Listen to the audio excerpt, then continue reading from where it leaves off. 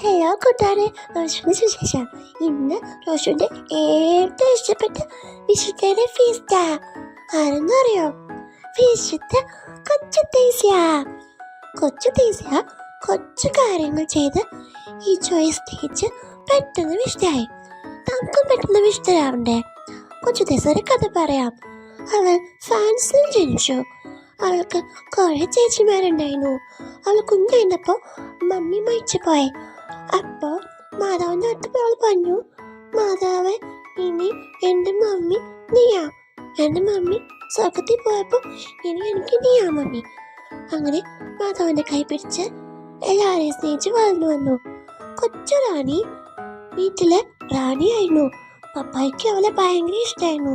എല്ലാം വാങ്ങിച്ചു കൊടുക്കും. വലുതായപ്പോ അവളുടെ ചേച്ചിമാരെല്ലാം ഈശോ സിസ്റ്ററാൻ വിളിച്ചു. അവരെല്ലാം സിസ്റ്ററാൻ പോയി. കൊച്ചു തേസ്യ സുന്ദരി കുട്ടിയായിരുന്നു. കുറെ മുടി ഉണ്ടായിരുന്നു. അപ്പോ ആരും ഓർത്തില്ല അവൾ സിസ്റ്ററാൻ പോകുന്നു. പപ്പോട് പറഞ്ഞു, പപ്പ എനിക്ക് കമ്മലമടത്തിൽ പോയി സിസ്റ്റർ ആവണം.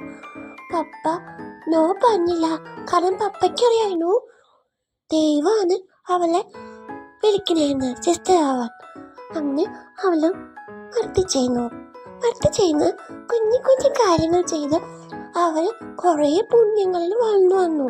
എന്ന് വെച്ചാ താഴെ കിടക്കുന്ന കുഞ്ഞു പേപ്പറല്ലേ, അത് വേസ്റ്റ്, അതെടുത്ത് അവള് കളയുമ്പോ അവള് പറയും, ഇച്ചപ്പെ ഐ ലവ് യു, ഇച്ചപ്പെ ഐ ലവ് യു. അങ്ങനെ അടുത്തുള്ള സിസ്റ്ററിനൊക്കെ കുഞ്ഞു സഹായം ചെയ്യാം. സിസ്റ്ററിന് ചുമ വരിക, അപ്പൊ ഇച്ച് വെള്ളം എടുത്തു കൊടുക്കും. അങ്ങനെ ആരും അറിയാതെ കുറെ നന്മകൾ ചെയ്തു.